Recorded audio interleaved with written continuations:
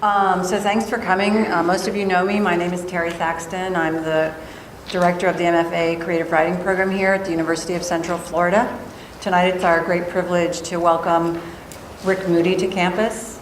In a few minutes, Nick Conroy, residency and program director at Atlantic Center for the Arts, will introduce our distinguished guest.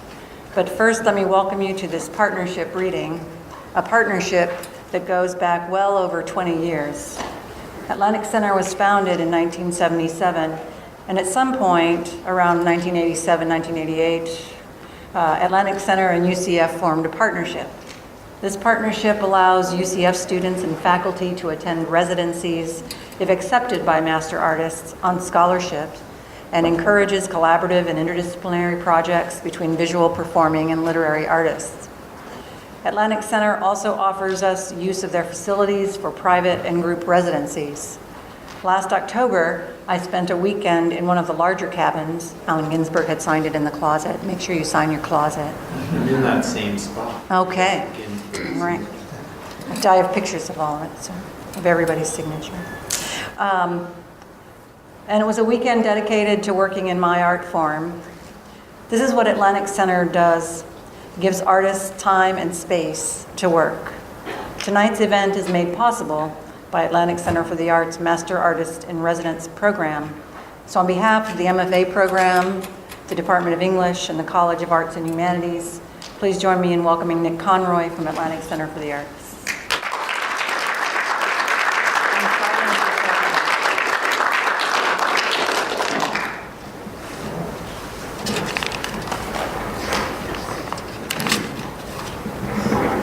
Gadget. Thank you, Terry. Before I introduce Rick, I want to you probably have one of these in your hand, and on the back has some more dates of the outreaches that our master artists have been scheduled for. So please try and attend these other events, not to be missed. These are some pretty special people that are here in the Central Florida area, and we've made arrangements for them to share their expertise, talk about their work, and even perform live in the case of Marilyn Crispell and her associate artists. So check that out, try and get to these things. We've also included a little survey card, which is for Atlantic Center for the Arts, which is a nonprofit arts organization. We rely on grants from just about anyone you can imagine. We have grants from the city, state, county. We have partnership with UCF. We have partnerships with other organizations around the country. So this information helps us get that very important grant funding that we need to continue this program. So please give us that information, just a little bit of feedback from you. Only take a second. You can either give it to me or Jill, who's right over there, or leave it on your seat and we'll go around and collect them at the end of the evening. Okay.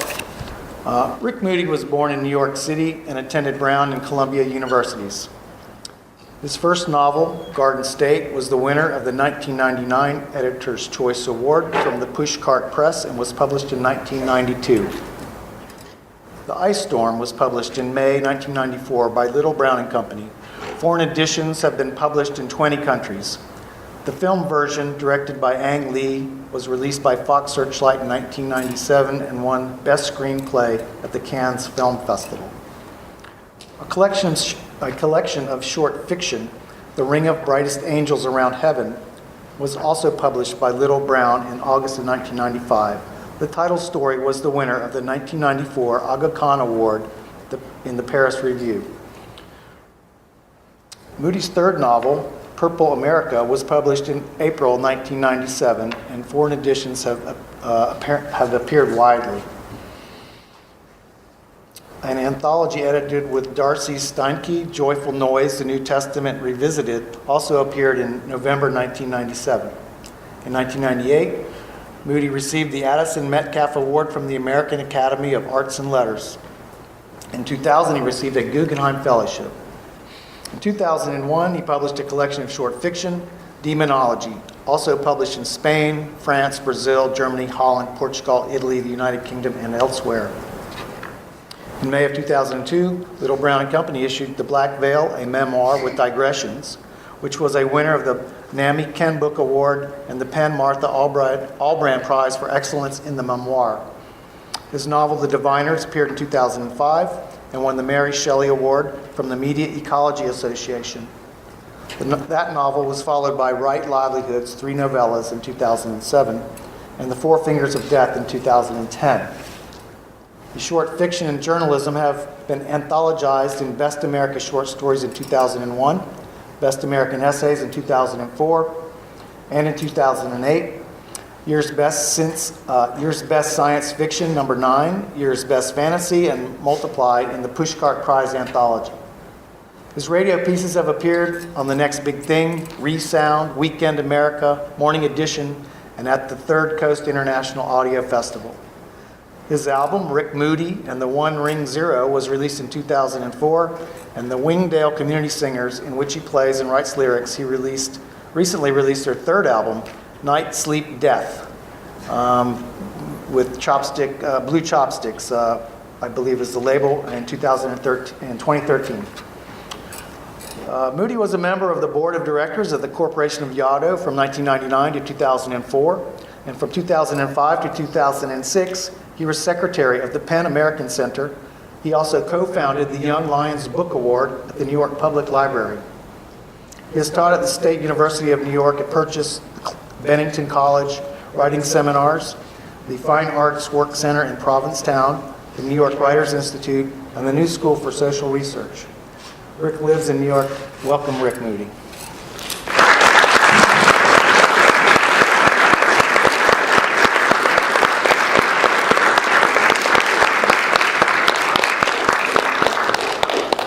Thanks, sir. That was the most boring bio I've ever heard. It's the last, True, it's all true. last time that ever happens, Nick.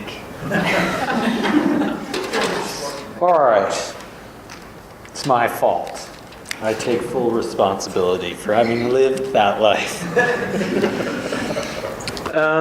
Let's see. So what am I going to do? What I'm going to do is I made a bunch of little excerpts of 15 years of work, and I'm going to read them in an order that was generated by punching in numbers at random.org. So the order is completely random, and so the most dramatic piece is in the middle, actually. And no era of my output is prejudiced over any other era. They're just all in there together. And I'm not even going to tell you anything about what I'm reading, except now I'm going to tell you that one section is from my not yet published new novel, which as of today is entitled Reginald Edward Morse. And it consists entirely of hotel reviews. So you will know that when I get to it. And the other thing I will tell you is that one section is chosen specifically because I'm in Florida right now. Here we go. Pirate Station.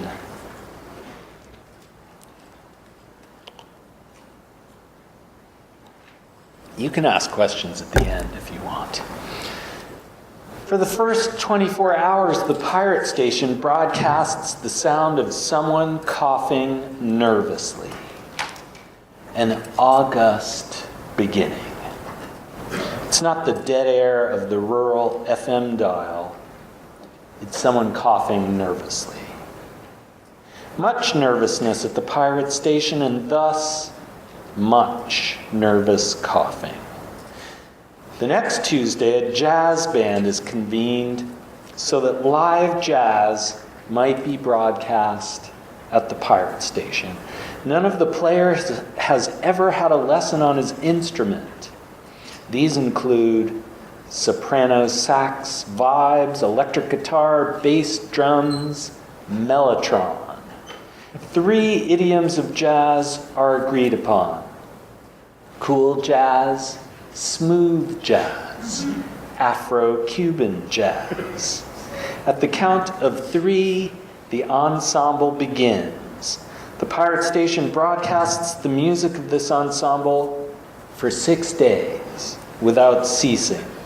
There's no agreed upon coda for the piece. The pirate station simply pulls the plug. That fall, after weeks of casting about, a symphony is written by filling out the notes on a staff at random. A local orchestra attempts to pick out the piece without rehearsal. However, the symphony is considered too sentimental for broadcast. A bird call program is surprisingly popular, however, with the great horned owl coming in for most requests, these issuing from the sheriff's office. Perhaps it's the lonely night patrolman of the graveyard shift. The sounds of southwestern cacti are broadcast for several weeks until, by general assent, it is agreed that cacti make no sounds. The pirate station branches out. It broadcasts over 12 nights a comparative study of whistles, including penny whistles, the starter's whistle that your high school track coach favored when in an ornery mood, and that guy up the street who can whistle like nobody's business. Briefly, the pirate station backpedals reluctantly and agrees to play musical recordings of the conventional sort, but only if the selections alternate in the following way: salsa, mariachi, tejana, reggae, Tuvan throat singing, thumb piano concertos, music released in 1964, and songs sung by tone-deaf people. And yet these categories are considered too easy to fill. And after a week or so, the pirate station loses interest. The pirate station broadcasts news programs, but never at the top of the hour, and only when bootlegged from other stations. The substance of the news in these programs is altered slightly in order to mislead. The weather is said to be sunny, no matter the weather. The stock market is said to be going down without respite. The high school football team is said to be losing. Newcomers are said to be bringing prosperity to the town, and the war is always said to be going smoothly with little loss of civilian life.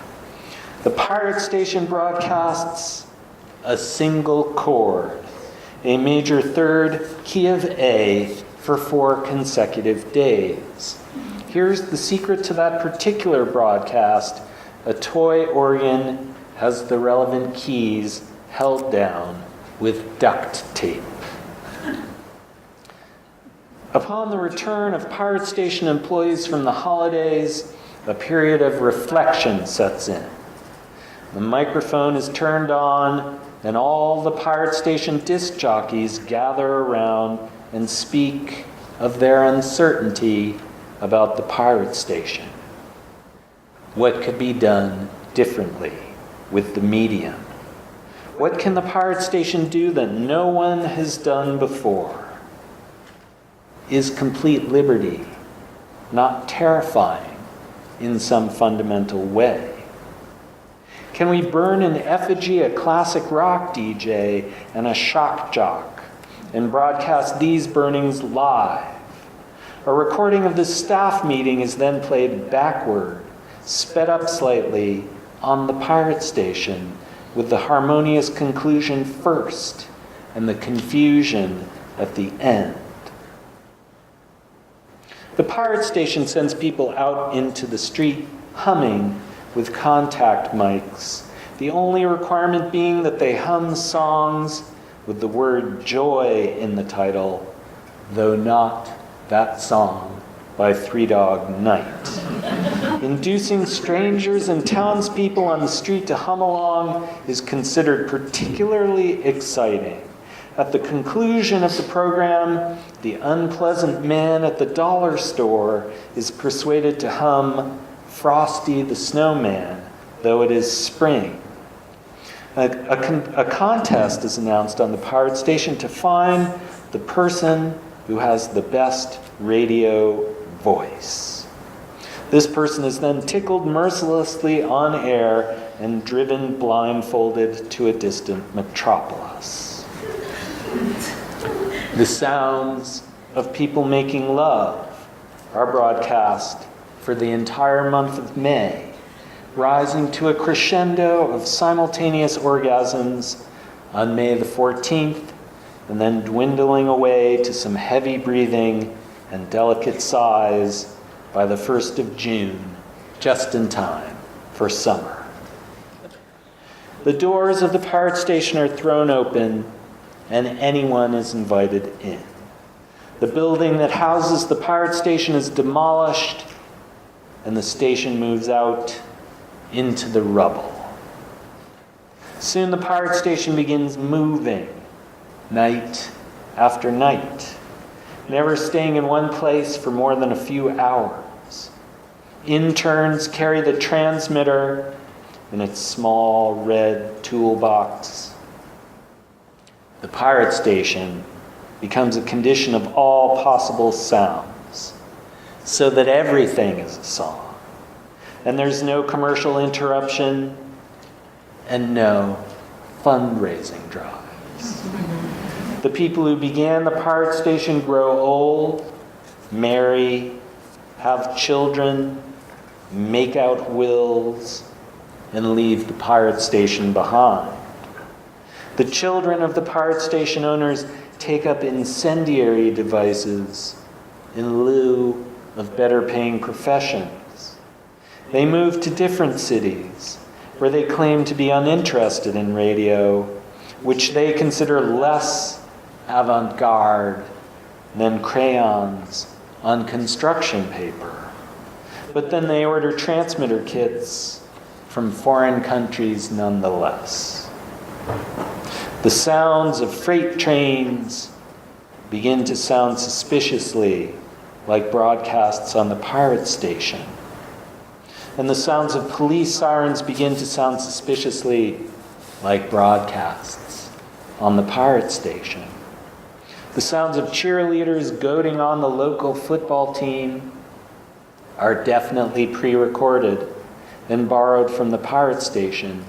And any music produced in the year 1964 seems to suggest that the pirate station is back online and up to its old tricks. The Federal Communications Commission becomes obsessed with the possibility that the pirate station is continuing to broadcast, but at wattages so meager and in places so far-flung that no one at all can tune the programming. Still, this is unacceptable.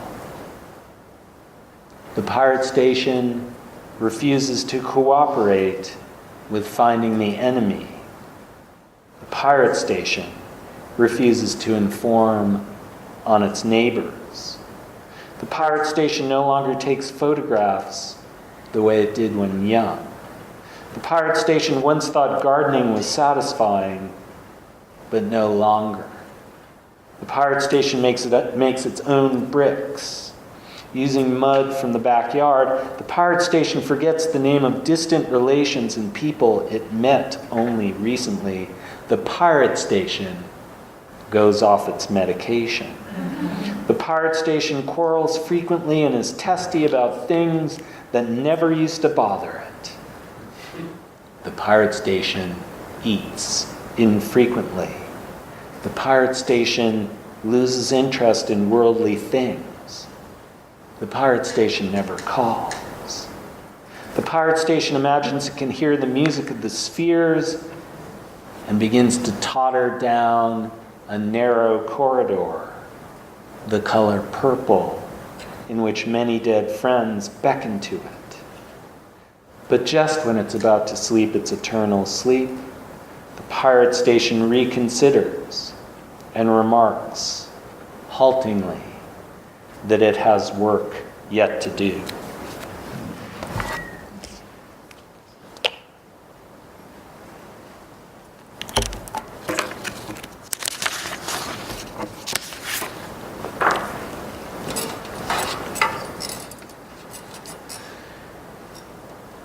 America's Best Value Inn, 369 Duzell Drive, Maumee, Ohio, November 21 to 24th, 2002.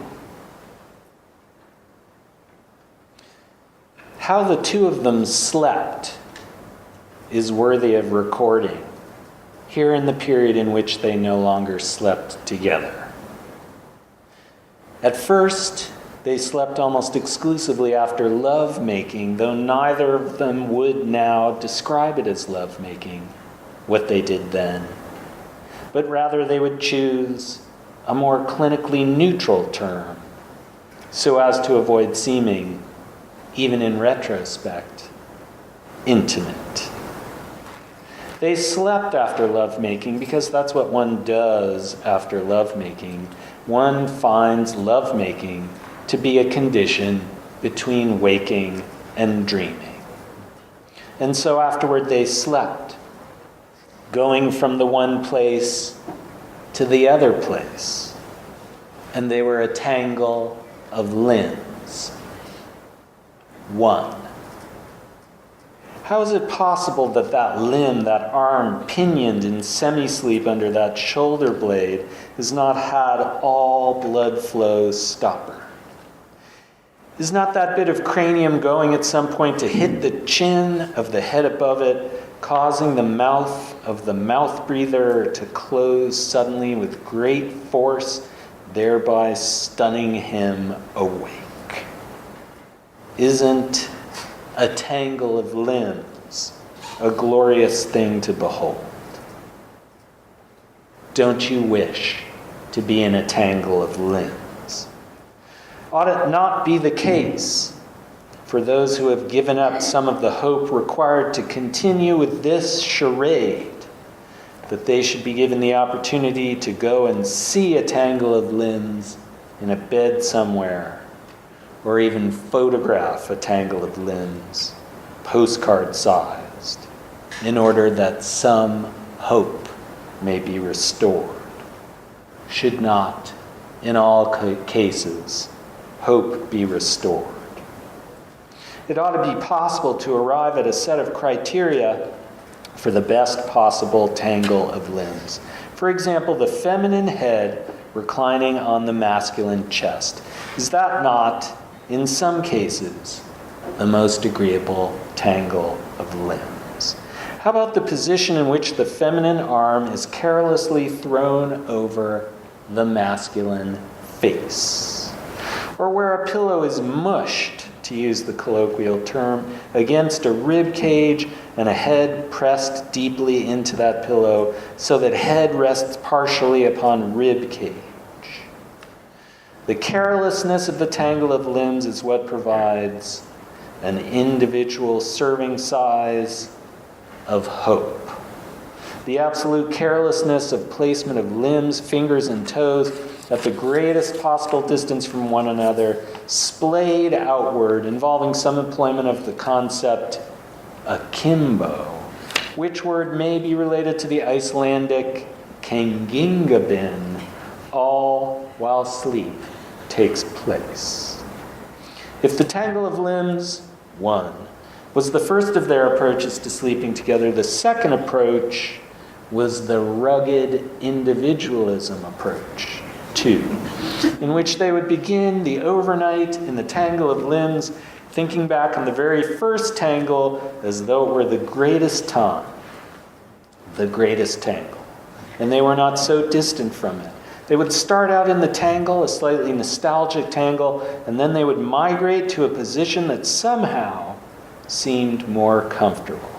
Because, after all, the blood flow in the arm was being occluded, and one of them did have a little back pain and needed to roll over onto a side. And naturally, at first, rugged individualism meant facing one another and perhaps kissing one another a few times before drifting off. And then maybe it didn't quite mean this, or the kissing part was forgotten. And there were a few words exchanged, a few kindnesses, and then they rolled away. And rolling away is so horrible at first. Almost anyone would agree that rolling away is horrible at first. And yet it's a necessary thing if you believe in the tenets of rugged individualism, because the first and most important obligation of sleep is simply the sleeping part of it. But then the miracle of resilience is to be found in the fact that they came to find the rolling away somewhat acceptable, if solitary. And they rolled away, drifted off, sometimes pretty quickly, and were off in their private dreams, and only some of these were nightmares. Rugged individualism, too, was not so bad because it was so well traveled, so common, and reasonably arrived at. After rugged individualism, there was the period of marital sleeping known as staggered shifts. Staggered shifts, 3, appeared at first to be a mere extension of personal preference. And who could quarrel with personal preference, which is, after all, one of the hallmarks of American life? Personal preference undergirds almost all of our daily decisions, and most of our cherished American freedom to choose is key to this personal preference. So if one of them wanted to go to bed well before the other one wanted to go to bed, who could object? Because the day would come, any day now, in which they could retreat back to rugged individualism. It was right there waiting to be re-employed, and so staggered shifts should not be interpreted as some kind of loss or some kind of giving up. And in fact, there were occasions during the period of staggered shifts when, out of the murk of semi-consciousness, they occasionally found themselves love-making. My God, so unsuspected and sweet. And it wasn't as if they had forgotten all that they knew about the adventure of meeting a new body and mapping its latitudes, its tastes. Suddenly they were awake and alive, and they had cast off the staggered shifts, or perhaps triumphed over them, and they were goading each other on, and it was good. And because they were love-making, they went back, as through time, to the tangle of limbs. Unfortunately, it's my duty to tell you that the middle-of-the-night love-making was temporary, or rather the episodes of this old skill diminished, grew infrequent, and soon it was not just that they went to bed at different times, 3, it was also that they awakened at different times, 3.5, and didn't even know that lovely pre- and post-somnolent fumbling that is a couple trying to brush its teeth and change in and out of the outfits of the day. All of this became something that they each did alone while the other person was asleep or out in another room, gazing catatonically at a television. And in this way, the period of staggered shifts, in turn, gave way to halfophobia, 4, which is one of those half-Latinate and half-Greek technical terms, wherein one of the two of them did not want to be touched by the other. And these roles occasionally shifted. Would even recoil if touching were introduced. Sometimes this would be the simplest physical interaction of all. In trying to arrange a pillow, one of them briefly touched the other. The recoiling was immediate in the eyes of the touched partly gazing vapidly as though the touching party, the grazing party, were a stranger, just someone they might meet in an airport dining establishment. The look would linger in the eyes, the gaze of strangers, even if they were not strangers. And yet in the stage of sleeping known as halfophobia, intimates are reconstructed as strangers, and not the kind of strangers who are alluring, but the kind of strangers who you go out of your way to avoid brushing against. As if the person you shared a bed with were one of those women with the 8 Target bags getting onto the subway in August, drenched in perspiration and trial-sized perfume samples, heading for the seat next to you. The look hovers there for a moment, the look you give, before you realize that in fact you are married to the person a few feet away, and you have been in love with him or her for years, or that's what you say. And having bestowed on him or her the gaze of haphophobia, you cycle through 11 kinds of shame, which I do not have time to catalog now.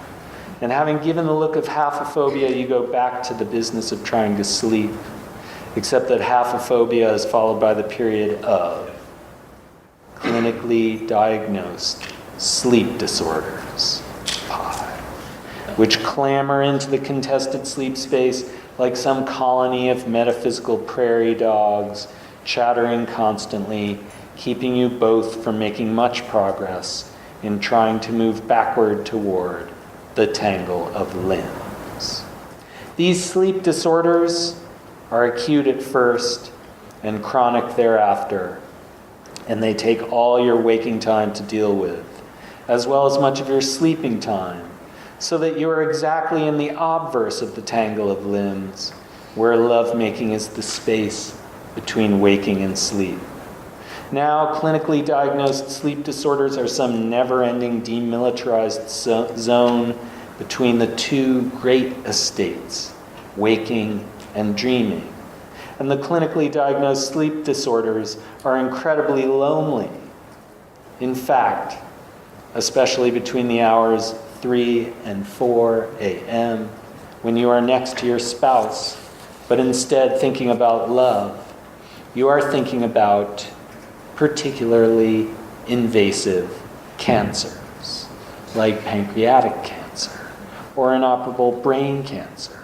In fact, clinically diagnosed sleep disorders are basically a wakefulness promotion system that in turn generates thoughts of pancreatic cancer.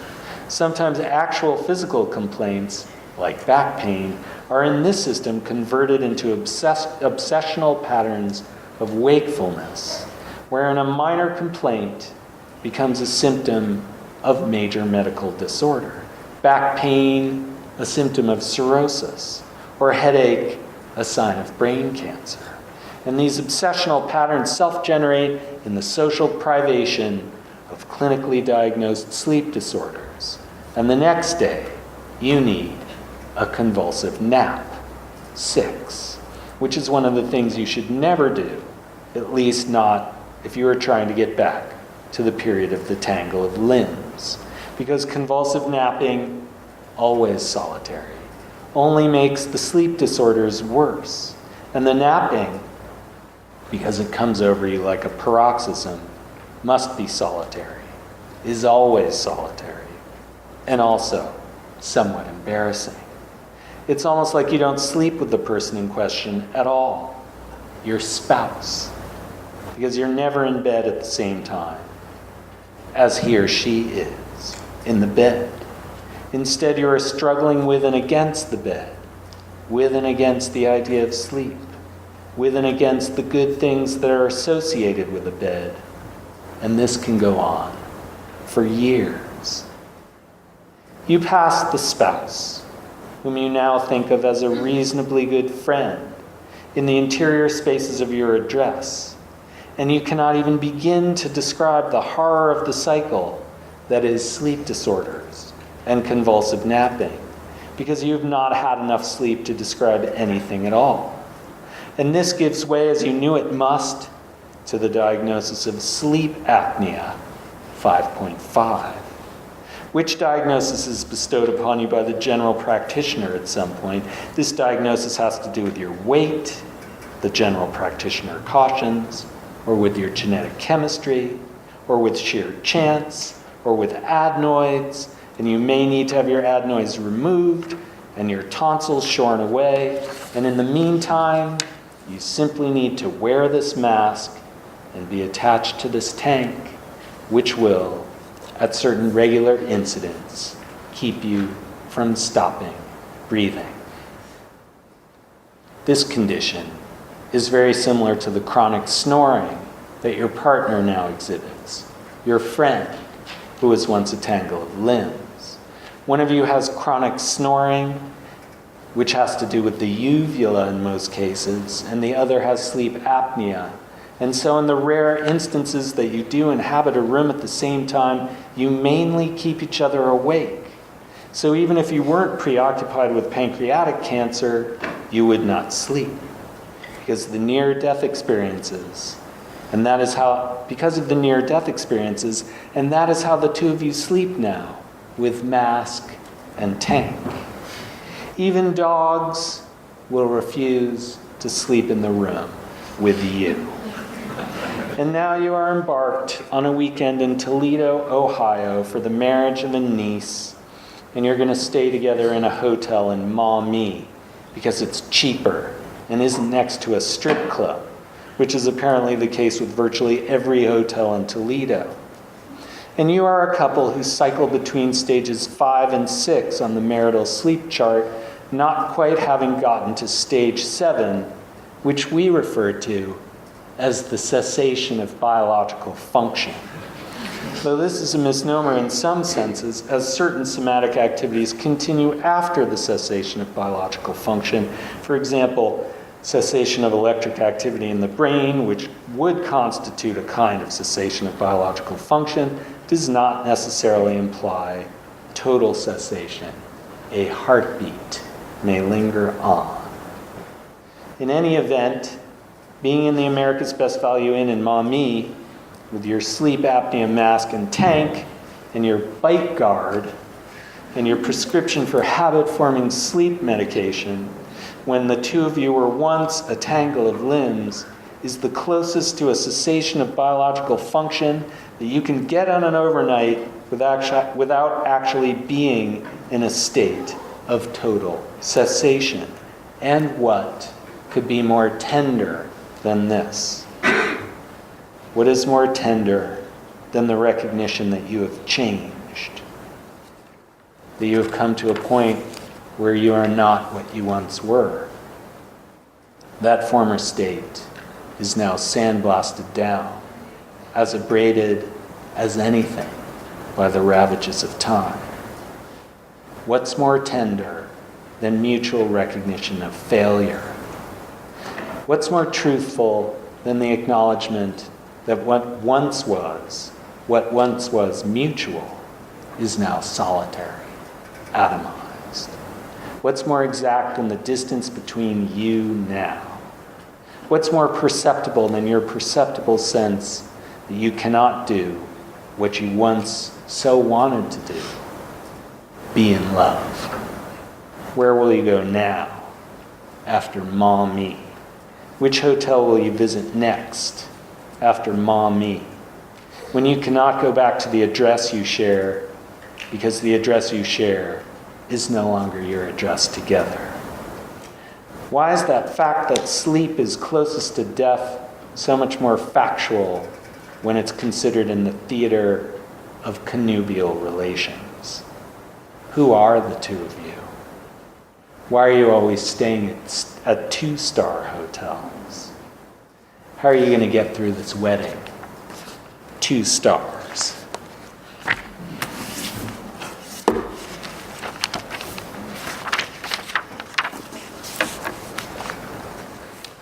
This might be the last bit.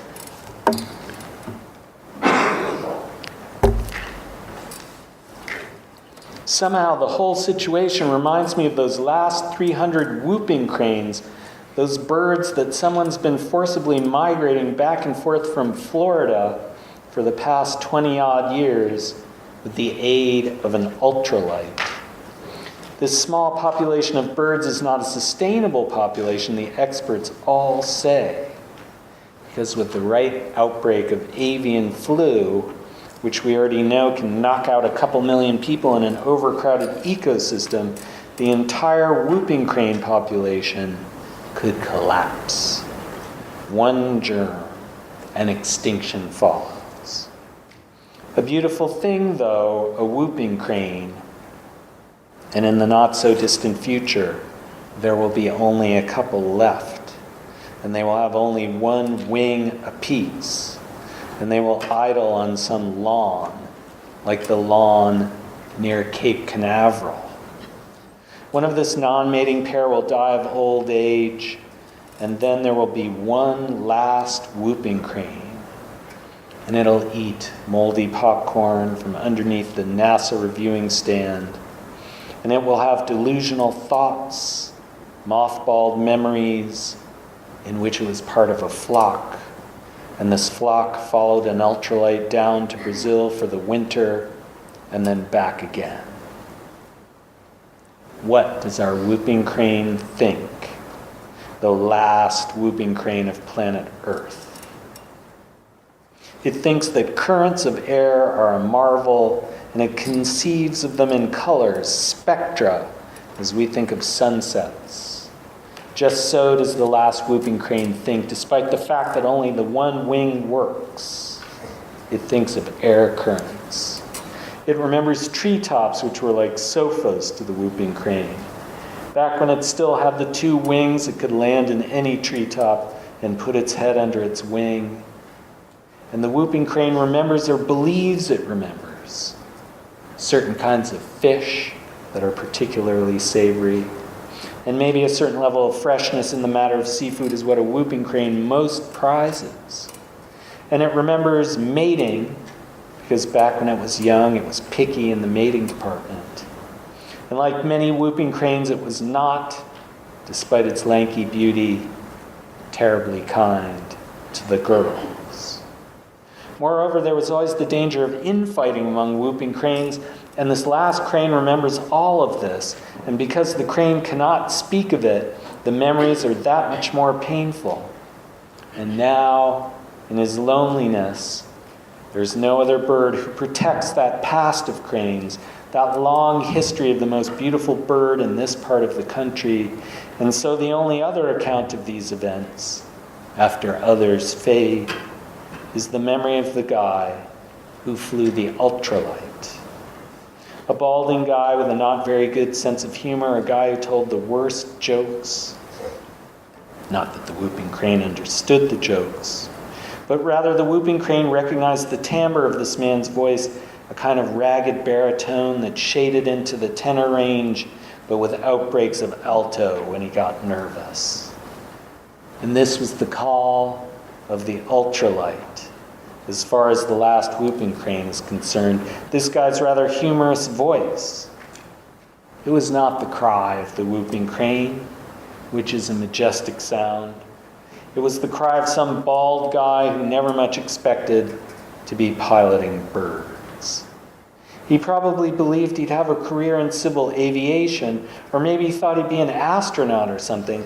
And in fact, that is what he decides to do, because the day comes when this pilot can no longer fly the ultralight, because there are not enough cranes anymore. There's only the one crane, and he is crushed. Well, come on. Everyone is crushed. Life crushes you. And this is just one more story to stomp up and down on your crushed heart. This balding fellow going to visit the last crane sometimes, over where he thinks the crane might still be living in some cage for injured birds. And he and the crane recognize each other. Indeed, though they have no common language in which to speak of their recognition. There's no way for the crane to speak of the man as a man speaks of a crane, and it would all go fine if the man could speak in the tongue of cranes. But he can't. While he's visiting the crane, there is in the distance a liftoff, one of the last space shuttle missions. And you can see it from almost 20 miles away. The conditions are favorable in Central Florida that day. And the guy, the balding pilot, the one with the bad jokes and the not terribly reliable timbre to his voice, thinks that maybe the only reasonable thing to pursue after the flying of the ultralight is the experience of going up into space as soon as he can. And he sits on a bench by the one-winged crane, and then he notices that he's talking to the whooping crane, and he's saying, "Well, I don't exactly want to leave you here like this. I can't really think of anything worse. And I've left some people behind in my life. Who hasn't? Even some people I loved. But none of that's as bad as thinking that I won't see you here again. And no one who comes here will know what I know about you. And you won't recognize these people. Nothing could be worse. But still, a man has to move on sometimes. I can't just stay here doing this. And so I'm wondering, would you think it was okay for me to go ahead and become an astronaut? Do you think it's possible that you could give me your blessing? He knows that the whooping crane can't answer him, that's obvious enough, but he feels he owes a reasonable explanation to the whooping crane, even more of an explanation than he owes his wife or his parents. And the crane can't see how bad the pilot feels, how broken up he is, when the man thinks that he won't visit the crane again.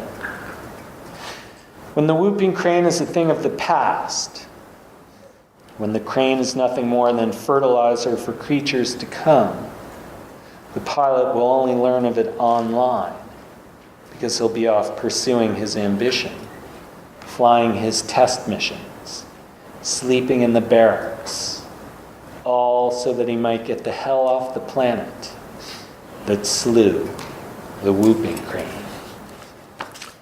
Thanks a lot.